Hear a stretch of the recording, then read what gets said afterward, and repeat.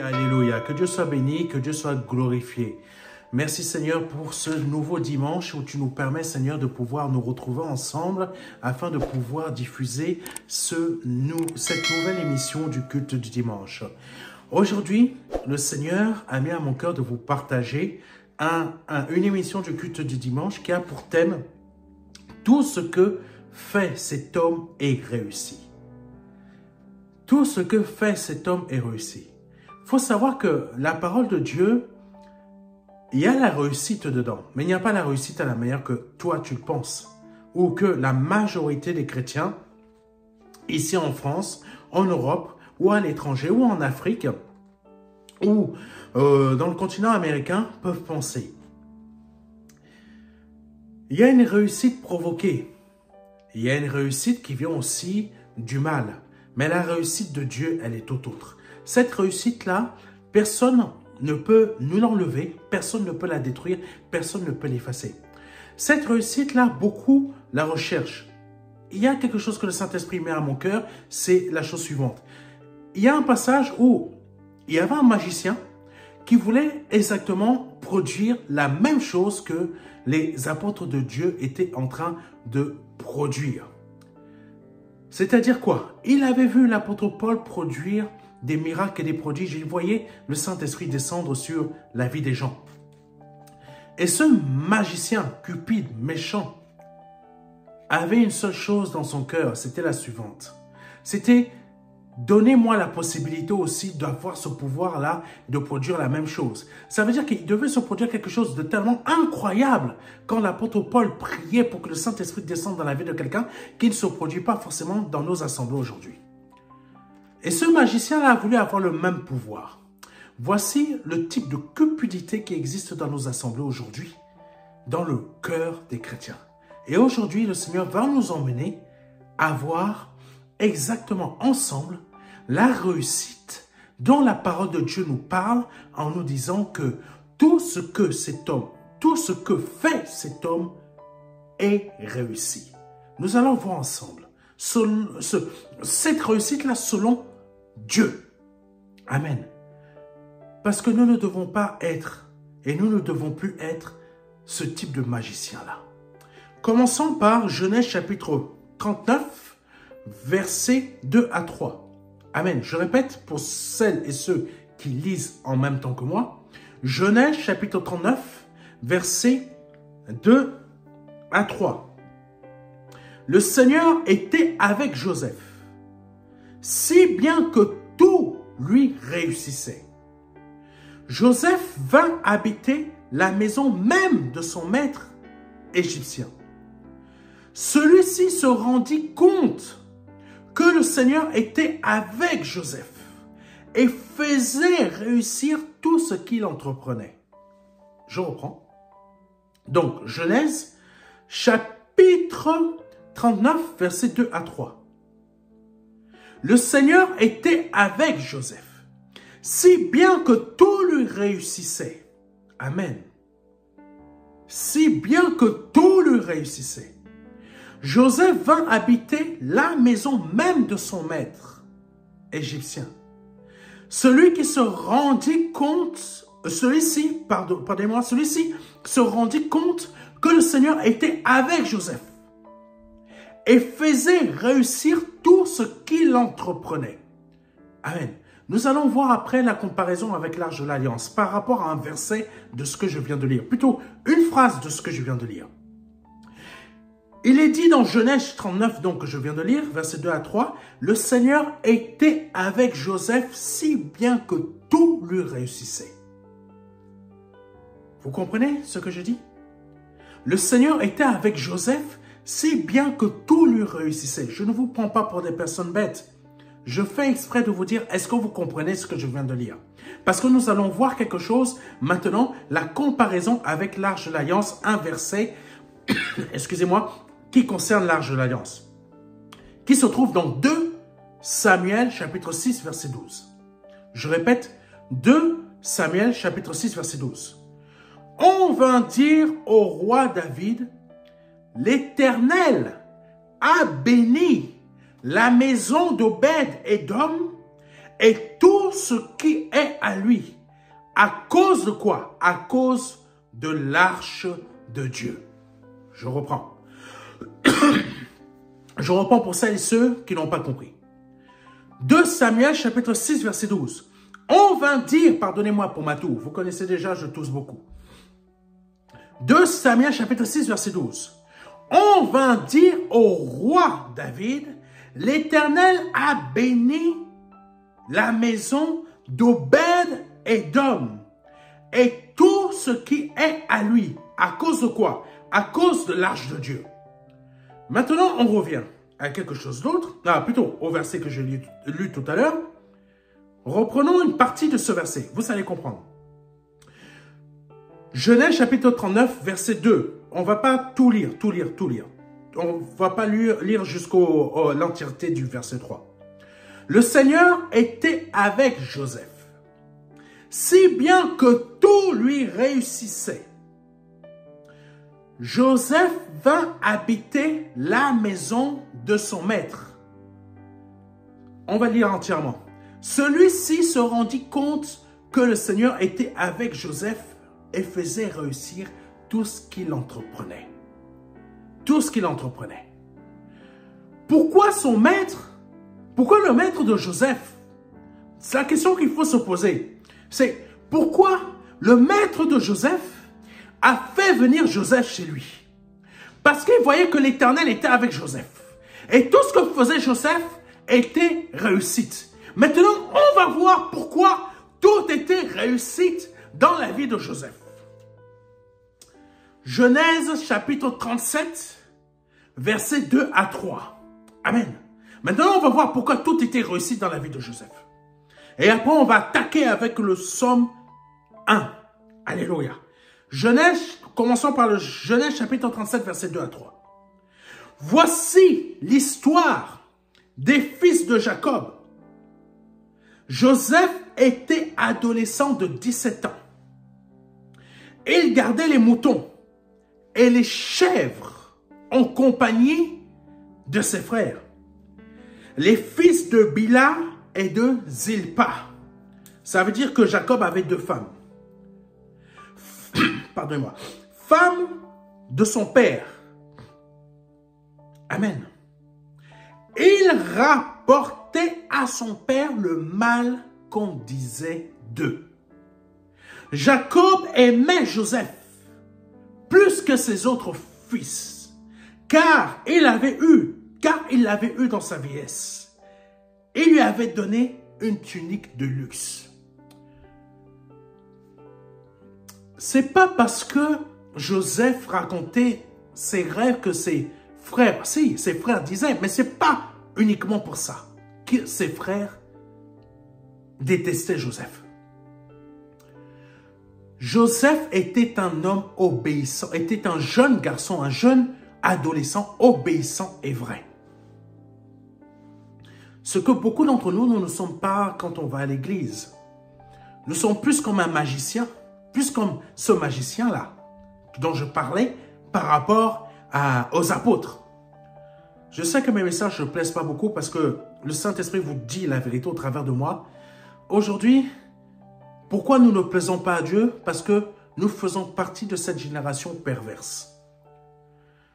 Oui, je vous le dis, nous faisons partie de cette génération perverse. Et dans cette génération perverse, nous ne sommes pas tous des flambeaux. Nous ne sommes pas tous des lumières. Pourquoi Joseph était béni? Le Seigneur nous le dit. Il rapportait à son père quoi? Le mal qu'on disait d'eux. Le mal, qui disait ce mal? C'était les propres fils de Jacob. Les propres fils de Jacob racontaient du mal sur Jacob et sur leurs parents. En fait, Joseph n'était pas un rapporteur. On a vu une fois une partie sur ce message, sur cette partie-là de Joseph. Mais Joseph ne rapportait pas dans le sens de rapporter. Donc, mot rapporteur. Il était plutôt obéissant. Obéissant et vrai. Qu'est-ce que ça veut dire? Il était innocent. Et tout le mal, toutes les méchancetés que les frères, ses frères disaient sur Jacob, qui est un roi de Dieu, il ne faut pas l'oublier, était un roi de Dieu. Et sur ses épouses étaient sous sa bénédiction, sous sa coupole. Donc, elles étaient rointes aussi. C'est lui le roi, mais sa coupe débordait sur ses épouses. Donc, Joseph rapportait tout ce que ses frères disaient sur eux. Ça veut dire quoi? Ça veut dire que Joseph était un enfant qui était... il honorait ses parents. Il honorait ses parents. Il faut voir là-dedans ce que Dieu veut nous montrer.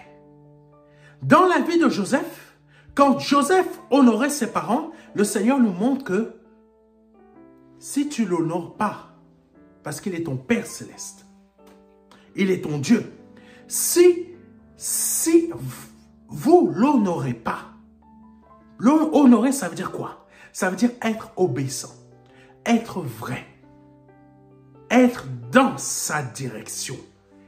Sa direction n'est pas mauvaise, car il est la vérité. Tu ne réussiras pas. Tu ne seras pas béni. Ce n'est pas parce que tu vas dire, mais je crois en Dieu, je crois en Dieu, je suis né de nouveau. Ça n'a rien à voir. Tous les frères de Joseph, ne sortaient-ils pas du même sein?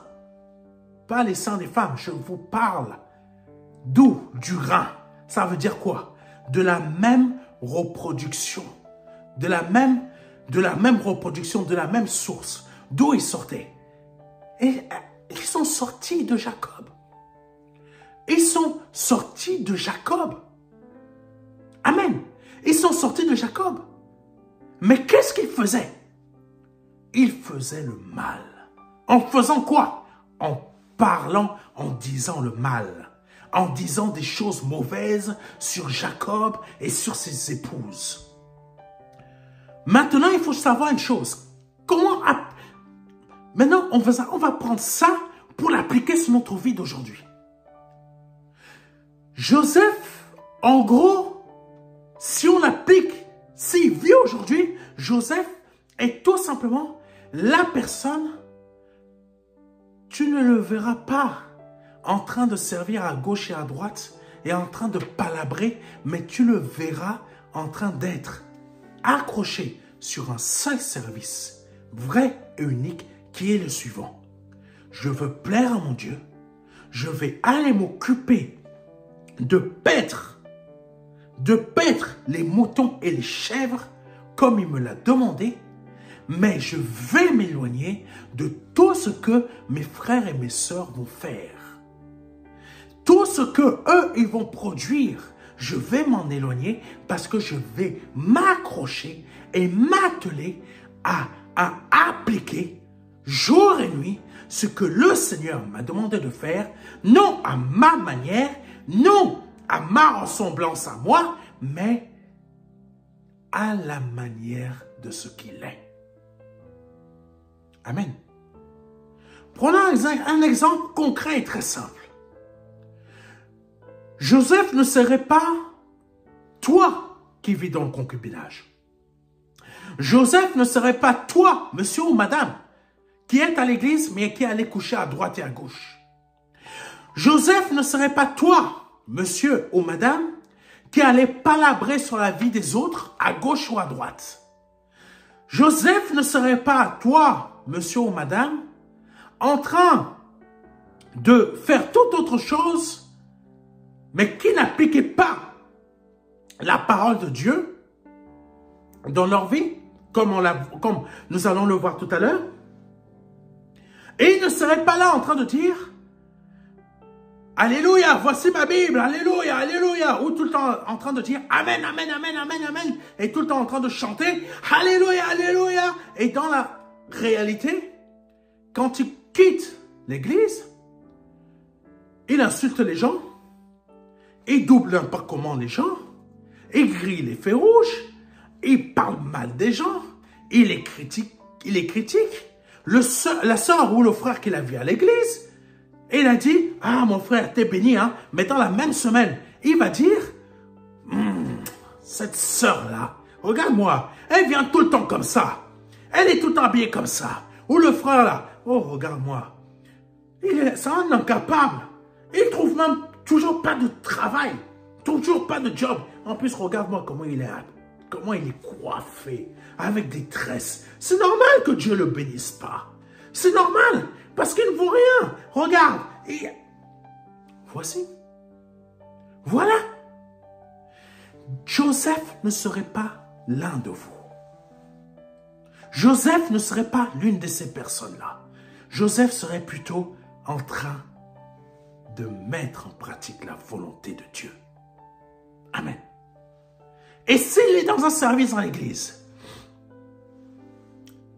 il ne va pas s'atteler à faire le mal, comme certains responsables, malheureusement ça existe, qui sont responsables de certains services dans des églises font, il va plutôt s'atteler à faire la volonté de Dieu. Et comme il va faire la volonté de Dieu, ça va tellement rendre jaloux les responsables des services et les frères et sœurs de l'église qui vont commencer à mal parler de lui. Amen. Mais lui, il va rester ferme dans ce qu'il a appris de son père Jacob. Et pourquoi son père Jacob était si fier de Joseph? La réalité est toute simple. Parce que tout simplement, il était heureux. Parce qu'il a eu Joseph dans sa vieillesse. Pourquoi cela l'a rendu heureux d'avoir Joseph dans sa vieillesse? C'est très simple.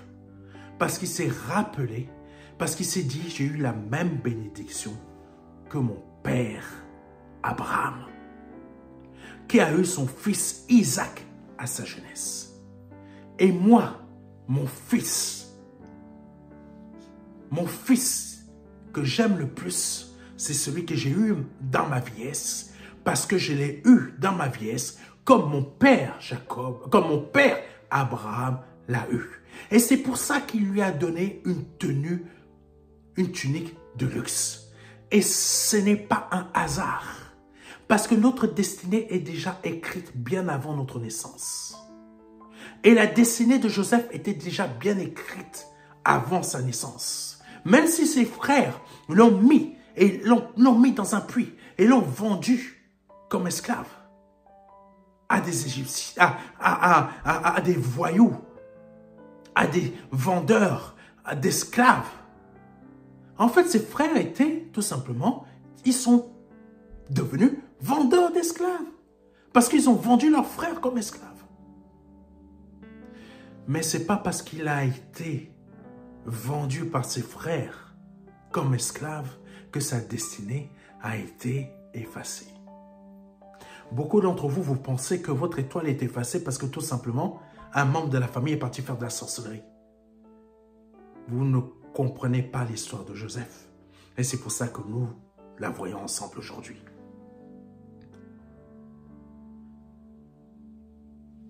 Donc, il est important. Pourquoi Joseph a réussi? Pourquoi tout ce que Joseph faisait lui réussissait? Parce qu'il était simplement obéissant. Obéissant. Il ne faisait pas partie de cœur et d'âme et de pensée de ses frères qui avaient des pensées perverses, désobéissantes. Comme nous pouvons voir aujourd'hui, à notre époque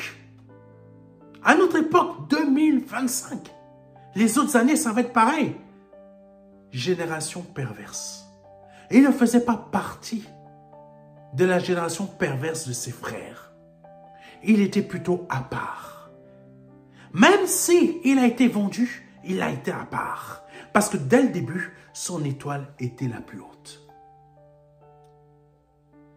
Et c'est parce qu'il était obéissant que son étoile était la plus haute. Parce qu'il mettait en pratique la parole de Dieu que son étoile était la plus haute. Continuons rapidement avec un autre verset. Psaume chapitre 1, versets 1 à 3.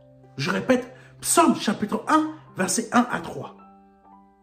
Heureux qui ne suit pas les conseils des gens sans foi ni loi, qui ne s'arrête pas sur le chemin de ceux qui se détournent de Dieu, et qui ne s'assied pas avec ceux qui se moquent de tout. Amen. Qui se moquent de tout. Comme les frères de Joseph. Comme certains de nos frères et nos sœurs qui se moquent. C'est une réalité. Ce qu'il aime. Donc, ce qu'il aime, ça parle de celui qui ne s'assied pas à côté de moqueurs, comme Joseph, mais qui a rapporté la vérité. Ce qu'il aime, au contraire, c'est l'enseignement du Seigneur. Amen. Il le médite jour et nuit. Il est comme un arbre planté près d'un cours d'eau. Il produit ses fruits quand la saison est venue. Et son feuillage ne perd jamais sa fraîcheur. Tout ce que fait cet homme est réussi. Alléluia. Voilà pourquoi son maître égyptien voulait avoir Joseph dans sa maison. Voilà pourquoi Potiphar voulait avoir Joseph dans sa maison. Parce qu'il s'était rendu compte que l'arche de l'alliance, je l'ai chez moi, c'est Joseph. L'arche de l'alliance, je l'ai chez moi et c'est Joseph. Et tant que j'ai Joseph chez moi, tout ce parce que l'Éternel est avec lui, tout ce qu'il fait lui réussit, forcément, ça va découler sur moi. Et Potiphar n'a pas été, pardonnez-moi, idiot, il a été intelligent. Parce qu'il avait compris que Joseph est un homme béni. Et la présence de l'Éternel est en lui. Mais il voyait que Joseph était complètement différent de tous les autres esclaves qu'il avait. Il était vrai. Il était obéissant. Et il tenait à son Dieu. Tout le contraire de ses frères. L'obéissance que nous venons de voir dans le psaume 1, chapitre 1, verset 1 à 3, nous parle du fait que c'est l'enseignement du Seigneur, il le médite jour et nuit. Et comment Joseph méditait cet enseignement jour et nuit? C'est très simple. Son père l'enseignait et Joseph mettait en pratique. Il n'y avait rien pour écrire. Il y avait les papyrus. Mais est-ce que Joseph était là en train d'écrire? Il faut savoir que les enseignements, les préceptes, les principes de Dieu, tout cela était transmis de père en fils oralement. Jacob transmettait les enseignements à ses autres fils, mais ses autres fils n'en avaient que faire, vu qu'il n'était qu'en train de se moquer de Jacob et de ses femmes. Par contre, Joseph, lui, était à l'écoute. Amen. Il était à l'écoute. Et qu'est-ce qu'il faisait, Joseph? Il méditait jour et nuit. Qu'est-ce que ça veut dire? Tout ce que son père lui avait dit était dans l'esprit et il mettait en pratique. Alléluia. Ça n'a rien à voir avec le fait que tu ailles lire la Bible le matin et que tu ailles lire le soir et tu dors. Ce n'est pas ça. C'est que Joseph, il avait entendu, il méditait, ça le travaillait dans la nuit et il mettait en pratique. Dis-moi, toi, tu lis la Bible, tu dis simplement, je l'ai lu, je l'ai lu, je l'ai lu. Mais ce n'est pas ça que Dieu dit. Il dit, médite jour et nuit l'enseignement. Pourquoi? Parce que la méditation t'emmène à mettre dans ta vie propre, à ton travail, dans ton couple, en tant que parent, parmi ta famille, maternelle ou paternelle, parmi tes amis, la mise en pratique de ce que tu as entendu dans tes projets, dans ta société, dans tout ce que tu as à faire. Voilà comment l'homme qui est Joseph a réussi. Voilà comment tout ce que l'homme qui met en pratique ces choses-là que je viens de vous dire va réussir. Bien sûr, vous allez avoir des loups qui vont venir vous dire, parce que vous ne voulez pas mettre en pratique, vous êtes comme le général Naaman, qui va dire tout simplement, est-ce que j'ai aussi des eaux, des lacs chez moi? Mais non, va te baigner dans le lac là en Israël. Peut-être tu peux avoir des plus beaux lacs. Peut-être tu peux avoir des prédicateurs qui vont te prêcher des messages avec beaucoup plus d'éloquence que moi, en te présentant cette étape que toi, tu vas te mettre à suivre parce que tu vas te dire, ah oui, ça, c'est les étapes pour que je puisse devenir riche. Donc, je vais suivre ces étapes. Et là, il y a véritablement des étapes. Ce n'est pas comme le pasteur Serge qui me dit simplement, obéis. Obéis. Obéis. Là, au moins, il y a un homme de Dieu qui me met les choses clairement là, sous mes yeux. Là, étape 1, étape 2, étape 3. Et tu peux aller jusqu'à l'étape 7. Parce qu'il a été inspiré dans sa tête qu'il faut mettre 7 étapes. Pour que des 7 étapes, à la fin de la 7e, il y a dans la 5e l'étape de la grâce où il va te dire l'étape de la dîme. L'étape de la grâce. Si tu ne donnes pas ta dîme, tu ne réussiras pas. Je n'ai pas vu Joseph une seule fois faire une offrande. Je n'ai pas vu une seule fois Joseph faire un sacrifice. Peut-être c'est marqué, mais plus tard. Mais je n'ai pas vu une seule fois. Quel a été son sacrifice et son offrande? C'est la mise en pratique de l'obéissance qu'est la parole de Dieu dans sa vie. C'est ça la différence entre toi et lui. Toi, tu suis les étapes de chaque mois. Chaque mois, je prépare ma dîme. Étape 1. Étape 2, je donne mon offrande. Étape 3, je donne mon offrande. Étape 4, je ne sais pas ce qu'il y a après. Mais est-ce que depuis tout ce temps, tu as réussi? Est-ce que depuis tout ce temps-là, tu as réussi? Je parle aux gens qui ne font que ça, qui ne cherchent pas à mettre en pratique la parole de Dieu. Parce que tu mets à pratique la parole de Dieu et tu donnes ta dîme ou ton offrande, Dieu te bénit. Mais il ne te bénira pas à cause de ta dîme et ton offrande. Ça, c'est simplement un plus qui vient de ta reconnaissance, pas pour être béni. Parce que la bénédiction, tu es conscient que maintenant, tu es béni à cause de ton obéissance que Dieu provoque. On va voir ça après. Que Dieu provoque pour que tu réussisses. Amen. C'est parce qu'il provoque ça que tu vas être reconnaissant. Tu vas dire, merci Seigneur de tout ce que tu m'apportes dans ma vie. Parce que depuis que j'ai entendu cet homme de Dieu, je suis béni. Non pas à cause de lui, mais parce que tu m'as fait comprendre quelque chose au travers de lui. Maintenant, je veux bénir son œuvre. Je veux bénir son œuvre par des dîmes et des offrandes. Parce que je vais être reconnaissant de ce que toi, Père, tu m'as appris au travers de lui. Et c'est son œuvre, ton œuvre au travers de cet homme de Dieu-là. Imaginons, Pasteur Serge, que je veux te bénir, que je veux être reconnaissant ou reconnaissante. Amen. Nous ne sommes pas bénis à cause de nos offrandes. Nous sommes bénis à cause de notre obéissance. Nous ne sommes pas bénis à cause de nos sacrifices financiers. Nous sommes bénis à cause de notre obéissance. Joseph, tout ce qu'il faisait lui réussissait parce que tout simplement, il était obéissant. Il n'a jamais marché dès son adolescence avec ses frères qui parlaient mal de ses parents. Et quand il a été vendu, Potiphar a vu que non, ce jeune-là, il y a quelque chose que je ne trouve pas chez mes autres esclaves.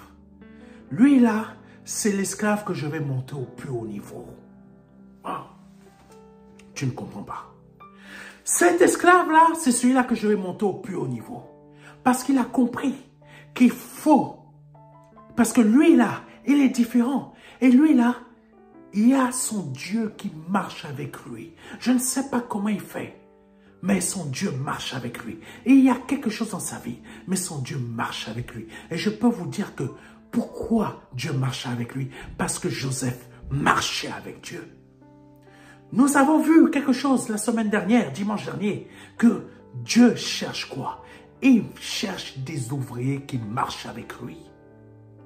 Et Joseph était un ouvrier qui marchait avec son Dieu. Joseph était un ouvrier qui marchait avec son Dieu. Et qu'est-ce qu'il faisait comme œuvre pour être ouvrier? Même s'il était esclave, même s'il a été vendu par ses frères, il n'a jamais oublié l'amour qu'il portait pour ses frères, même s'il a été vendu par eux. Il n'a jamais oublié l'amour de son Dieu parce qu'il savait que la direction où il se mettait, son Dieu était avec lui. Quand il se mettait dans la direction, imaginons que Israël se trouve au sud, il se met en direction du sud, il se met à genoux, et il continue à prier parce qu'il savait que son Dieu, peu importe où il était, parce qu'il avait entendu son père, Jacob, lui dire, mon père Abraham, partout où il est passé, son Dieu était avec lui. Son Dieu était avec lui. Partout où mon père Abraham était, son Dieu était avec lui. Médite jour et nuit ce que tu entends dans ces paroles. Joseph l'a médité. Et quand il a été envoyé de force dans un autre pays parce qu'il a été vendu, il savait que là où il était, mon père, le Dieu d'Abraham, d'Isaac et de Jacob, mon père, il est là. Il est là. Il est là. Et je continue à marcher. Je continue à marcher. C'est ça, être ouvrier avec Dieu. Et Joseph l'a été. Et il a marché. Et tout ce qu'il faisait était une réussite. Tout ce qu'il produisait était une réussite. Même quand il a refusé les avances de la femme de Potiphar, qu'elle est partie l'accuser, le mépriser, Joseph savait que même là où il a été jeté, Dieu allait l'en sortir. Et Dieu l'en a sorti. Comment? Décrypteur de rêves. Waouh! Décodeur de rêves. Décodeur de rêves. Alléluia. Toi, tu ne comprends pas. Pourquoi Joseph a été un décodeur de rêves? Parce que dès sa naissance, il a été obéissant. Et dans cette obéissance, le don que Dieu lui avait donné allait le sortir de là. Ah, Jésus.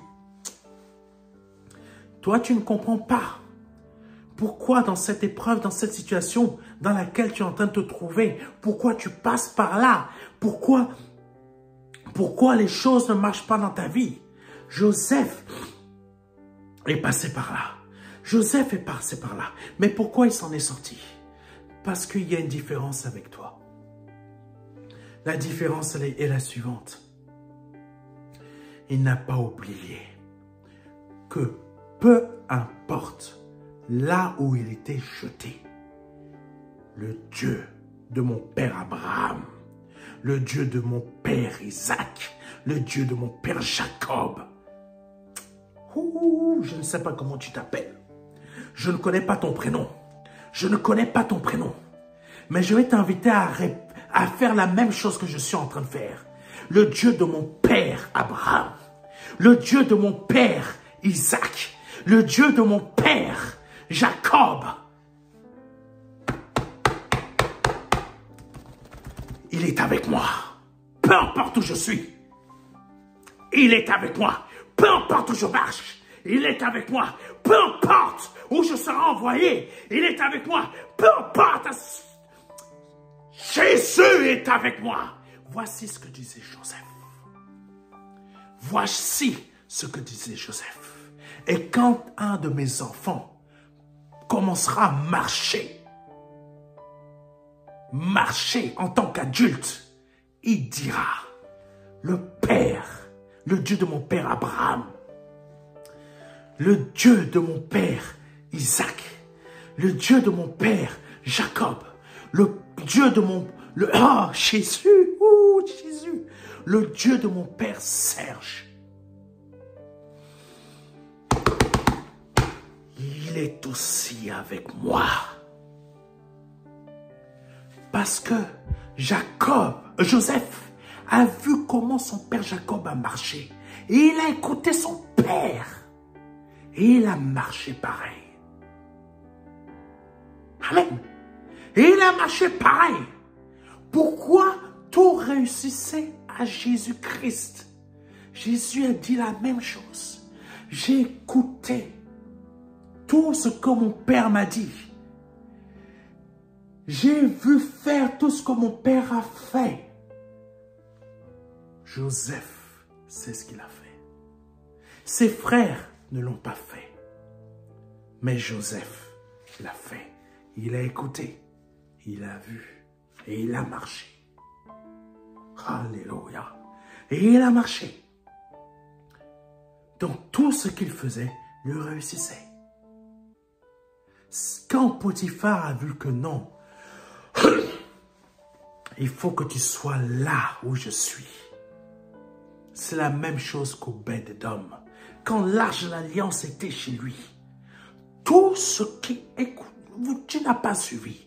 On reprend 2 Samuel chapitre 6, verset 12. L'Éternel a béni la maison d'Obed-Édom et tout ce qui est à lui. Et tout ce qui est à lui. Et tout, everything. Everything. Tout. Et tout ce qui est à lui. Dieu a béni. Même le chat, même le chien. Même s'il y a un 1000 pattes comme aux Antilles qui est passé là, le 1000 pattes a été béni. Il a eu 2000 pattes en plus. Il a eu 1000 pattes supplémentaires. Tout était béni. Tout ce qui est à lui. Tu as une voiture. Ta voiture est bénie. Elle est programmée pour mourir ou pour avoir certaines pannes à un temps précis. Mais parce que c'est ta voiture, parce que c'est ta voiture, ces pannes-là ne pourront jamais se produire. Tu n'as pas compris.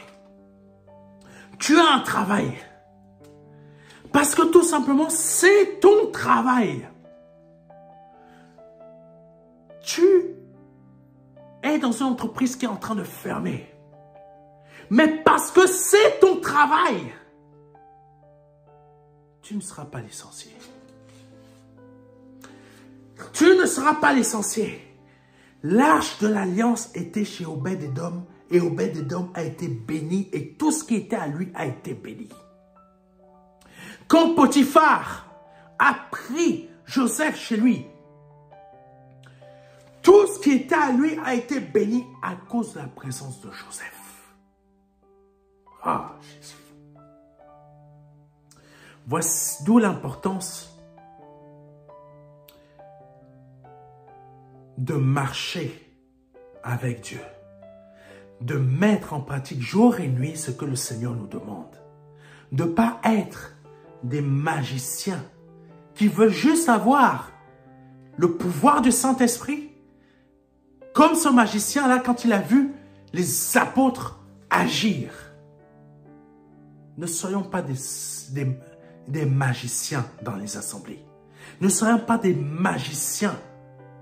Nous qui nous disons chrétiens, soyons des ouvriers avec Dieu.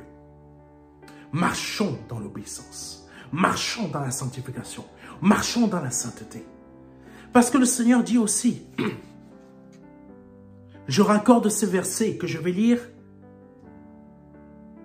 à ce qui concerne l'arche de l'alliance et comment Joseph a réussi sa vie. Tout ce qu'il fait, tout ce que fait cet homme est réussi.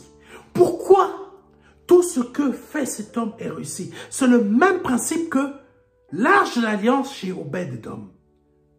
Tu ne comprends pas, mais tu as des inspirations qui viennent à ton esprit, qui te montrent que va dans cette direction.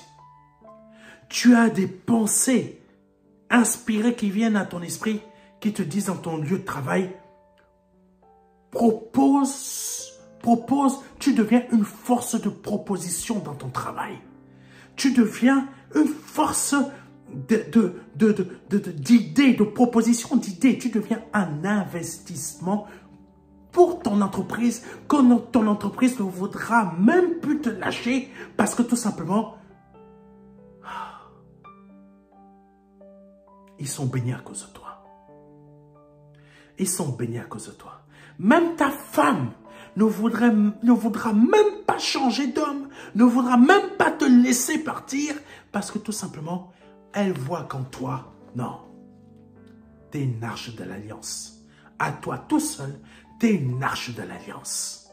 Pourquoi? Ce n'est pas toi qui es l'arche de l'alliance, mais parce qu'on va lire quelque chose. Jean chapitre 15, verset 5. Je suis le cep de la vigne, vous en êtes les sarments. Celui qui demeure, écoutez bien, je suis le cep de la vigne, vous en êtes les sarments. Je reprends parce que tu n'as pas compris. Je suis le cep de la vigne et toi, tu en es le sarment.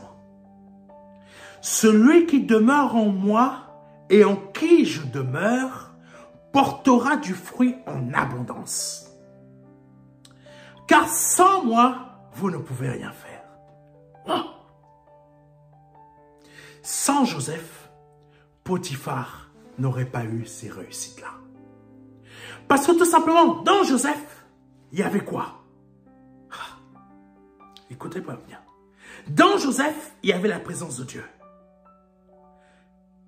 Et la présence de Dieu, c'est quoi? Il est le cep. Et Joseph est quoi? Il est le sarment. Et Joseph, en étant le sarment, il ne pouvait pas réussir sans Dieu. Tu n'as pas compris. Tout ce que Joseph faisait réussissait parce que tout simplement,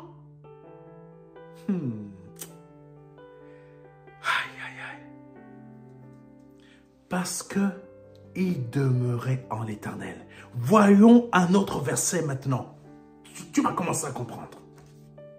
Philippiens chapitre 2, versets 13 à 15. Car c'est Dieu qui produit en vous le quoi? Le vouloir et le faire. Selon son bon plaisir. On va juste lire cette partie-là parce que ça répond exactement à ce que nous devons voir aujourd'hui. Car c'est Dieu qui produit en vous le vouloir et le faire selon son bon plaisir. Donc, si Joseph réussissait, c'est parce qu'il était dans le Père et le Père était en lui, donc Jésus. Et si Jésus était en lui, Jésus provoquait en lui quoi? Joseph, et le Père était en Joseph, lui il était, et Joseph était dans le Père parce qu'il était obéissant. Mais pourquoi tout réussissait à Joseph? Parce que Jésus provoquait le vouloir et le faire. C'est-à-dire quoi? Je t'inspire. Non seulement je t'inspire, mais je t'emmène à produire ce que je t'ai aspiré. Et ça réussit. Waouh! Voilà pourquoi mes frères et mes sœurs, vous ne réussissez pas. Voilà pourquoi, mes frères et mes sœurs, vous n'êtes pas bénis. Voilà pourquoi, mes frères et sœurs, vous êtes toujours dans les mêmes problèmes, les mêmes situations. Parce que tout simplement, vous n'êtes pas dans le cep. Vous n'avez pas voulu être réellement dans le cep, dans la vigne de l'Éternel, et vous n'avez pas voulu être son sarment pour que lui, donc je parle de Dieu, vous inspire, parce qu'il produit de vouloir le faire selon son bon plaisir. Ça veut dire que vous ne voulez pas vous laisser conduire, et vous ne voulez pas, en voulant vous laisser conduire, qu'il produise et qu'il vous emmène à faire les inspirations qu'il a mis dans vos cœurs, parce que par vous-même, vous ne pouvez pas produire ces inspirations. C'est pour cela que lui, il doit créer et produire, le vouloir et le faire en vous, suivant ces inspirations ou cette inspiration, pour que le produit soit là. Et pour que ceux qui vous entourent et qui sont tout autour de vous puissent voir que non, cet homme-là, tout ce qu'il fait est réussi. Alléluia. J'espère vraiment que vous avez compris ce message. J'espère vraiment que vous avez compris ce message. Compris l'importance de ce message. L'intégralité de ce message. Parce que le Seigneur là vous a parlé et vous a instruit. Vous a instruit. Et je vous invite à le réécouter, à le partager et à vous laisser inspirer par le Saint-Esprit pour réellement réussir comme Joseph a été une réussite. Que Dieu vous bénisse. C'était le pasteur Serge Brun. J'invite toutes celles et ceux qui souhaitent se donner au Seigneur Jésus-Christ à le faire maintenant. Parce que vous ne savez pas si dans les minutes qui vont suivre là, ou dans les secondes, ou les millièmes de secondes qui vont suivre, vous serez toujours sur cette terre. Vous ne le savez pas. Donc je vous invite à vous donner au Seigneur Jésus-Christ aujourd'hui. Et je vous invite à répéter après moi. Seigneur, je te demande pardon pour mes péchés. Je te demande pardon pour mes offenses. Je reconnais que je suis un homme pécheur, une femme pécheresse. Pardonne-moi pour mes offenses. Pardonne-moi pour mes péchés. Je me repens et je confesse tous mes péchés devant toi.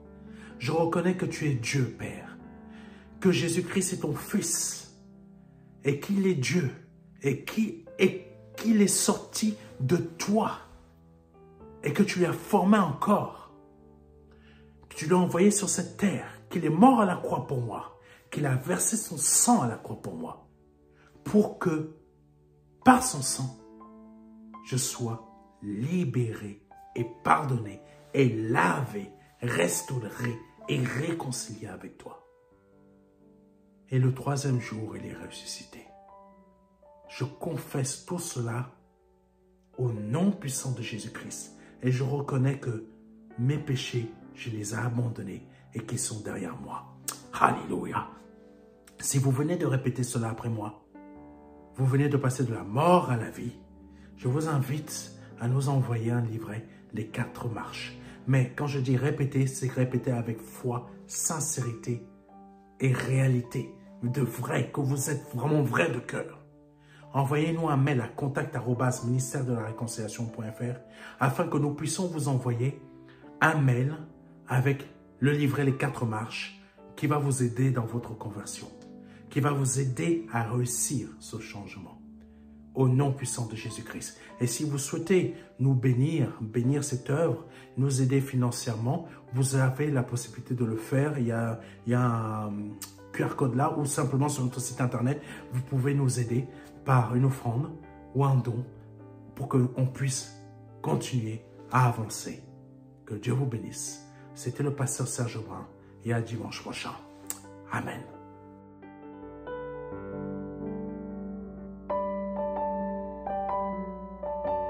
Jean 3, verset 16. Dieu a tant aimé le monde qu'il a donné son Fils unique, son unique Fils, afin que quiconque croit ait la vie éternelle. C'est un don, c'est une promesse que Dieu vous fait. C'est une grâce que Dieu est en train de vous faire.